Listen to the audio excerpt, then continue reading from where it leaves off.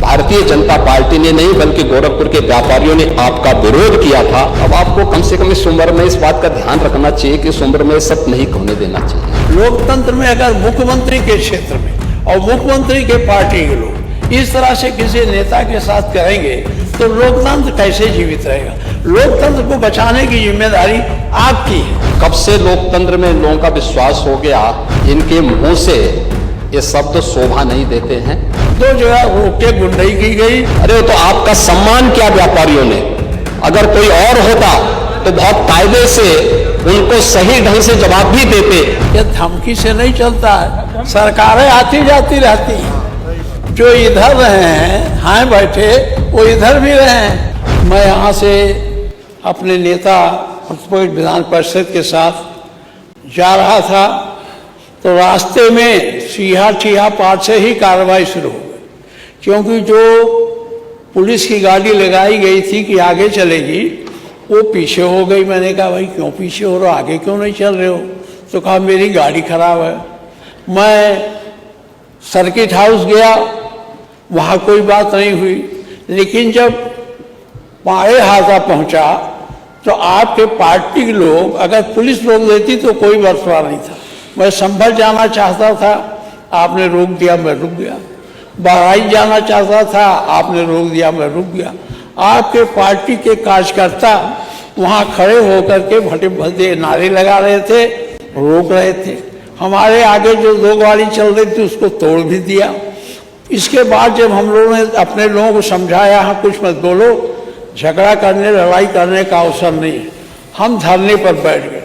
धरने पर बैठने के 10 मिनट बाद सीओ आए, उन्होंने कहा साहब रास्ता साफ है, आप चले जाइए। मैं चुपचाप चला गया। कोई किसी से कोई वहाँ नारेबाजी नहीं, कोई किसी को तेजना इस बात क्यों पूछता गया। इसके पहले जब हम लोग नहीं गए थे तब शायद इसकी बात नहीं मुआवजे की हुई थी। उसी पहली रात को मुआवजे की बात हुई थी। हम लोग मिलते गए, बात करते गए, वहाँ भी कुछ नहीं हुआ। लेकिन जब जटाशंकर चौराहे पर पहुँचे तो माननीय मुख्यमंत्री जी अगर पुलिस रोक देती, पुलिस गाड़ी को बंद करती, हमें गिरफ्तार करती, कोई याद। आपके लोग जिसमें अधिकांश आपके पार्टी के कार्यकर्ता नहीं थे, पता नहीं कौन लोग थे, गाड़ी के सामने आ गए, बोनेट पीटने लगे, फाटक खोल के खींचने की कोशिश की। हम फाटक बंद कर लिए, उनको समझाए कि इस तरह से प्रदर्शन नहीं होता, हम लोग बहुत किए हैं, आपको जो कहा है हमको जाने दीजिए। वो नहीं जाने दे रहे थे। इतने में हमारे पीछे के लोग जब आ गए, पुलिस खड़ी कुछ बोल ही नहीं रही थी। जब हमारे लोग आ गए तो जो पुलिस को लगा अब लड़ाई हो जाएगी तो आपके लोगों को हटाया। काले झंडे दिखा रहे थे, काला झंडा एक हमारा पार्टी का करता खींच लिया। मुख्यमंत्री जी उनको काले झंडे नहीं मिले तो काले छाते ले आए और छाता मेरे सामने ऐसे से घुमाने। अरे हमने कहा यार झंडा दिखाना तो सीख लो, क्योंकि सरकारी दल में वो विपक्ष में बहुत रहे हो, हम लोग ये बहुत किए हैं। इसके बाद फिर वहाँ हमारे साथ अभद्र व्यवहार हुआ, गाली गुप्ता भी दिया, मेरी गाड़ी को तोड़ने की कोशिश की। मैं पुलिस के बीच से मैं निकल गया, शांतपूर्ण ढंग से, बिना किसी उत्तेजना के, बिना किसी उसके मैं चुपचाप चला आया। यही वहाँ का दृश्य है। मैं ये कहना चाहता हूँ, लोकतंत्र में अगर मुख्यमंत्री के क्षेत्र में और मुख्यमंत्री के पार्टी के लोग इस तरह से किसी नेता के साथ करेंगे तो लोकतंत्र कैसे जीवित रहेगा? लोकतंत्र को बचाने की जिम्मेदारी आपकी है। ये मैं मानता हूँ कि 10 मिनट में हटाने में हो सकता है सरकार का किसी का हाथ रहा हो, लेकिन आगे चल करके जब हम लोग कुछ बोल ही नहीं रहे थे, सारा मामला पार कर गए, 2 जगह रोक के गुंडाई की गई। यही बात मैंने प्रेस कॉन्फ्रेंस में कही थी। और यार मेरा एक ही कहना है कि आप लोकतंत्र के रक्षक हैं और आपके क्षेत्र में अगर हमें नहीं जाने देना था तो हमको सर्किट हाउस में रोक देते, पारे हाथा पर पुलिस लगा देते कि नहीं जाएंगे, हम नहीं जाते। लेकिन ले जा करके वहाँ मुठभेड़ कराना ये अच्छी बात नहीं थी। मुख्यमंत्री जी यही बात कहना था। माननीय मुख्यमंत्री। अध्यक्ष जी, समाजवादी पार्टी और लोकतंत्र ये नदी के 2 अलग अलग छोर हैं। इनका अरे सुनिए ना, तंत्र में कब से विश्वास हो गया है, कब से लोकतंत्र में लोगों का विश्वास हो गया, इनके मुंह से ये शब्द शोभा नहीं देते हैं। स्वाभाविक रूप से संभल में जो नंग तांडव इन्होंने समाजवादी पार्टी सरकार के समय किया था, आज जब वहां पर उसका शुद्धिकरण का अभियान चल रहा है, तो अगर आपको हवन डालना है तब तो ठीक बात है, लेकिन अनावश्यक रूप से हर एक जगह न्यूसेंस क्रिएट करना, अपनी नकारात्मकता से उस क्षेत्र के विकास को अवरुद्ध करना, संभल हो, बहराइच हो या गोरखपुर, ये समाजवादी पार्टी हर जगह यही करती है। गोरखपुर के विरासत गलियारे के बारे में पांडे जी, आप तो इतने वरिष्ठ हैं,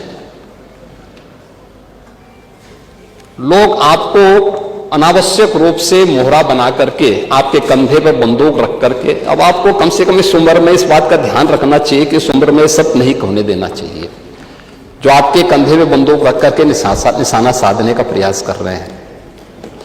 आपके 3 दिन पहले मैं स्वयं उस विरासत गलियारे का दौरा किया था, मालूम है ना।